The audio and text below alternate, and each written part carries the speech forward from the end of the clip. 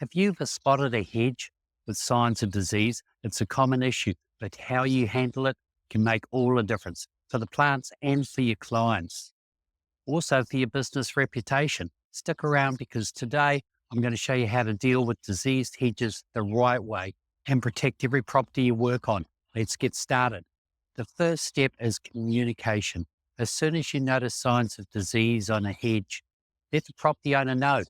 Early detection is key to stop the problem from spreading. You might say something like, "Hi Jim, I noticed some signs of disease on your hedge today. Would you like me to help you address it to prevent it from spreading further?"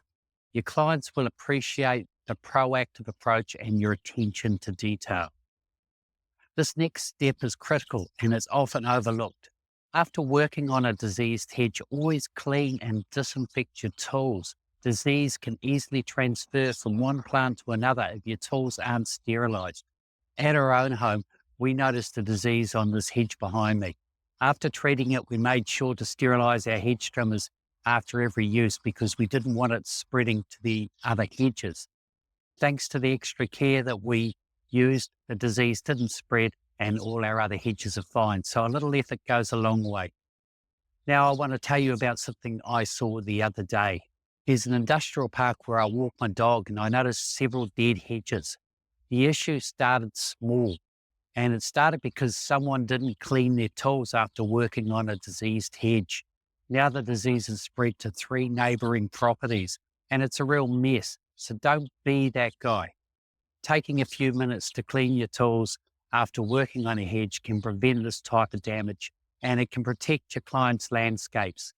By taking simple, thoughtful steps, you're not just protecting plants, you're building trust and showcasing your professionalism.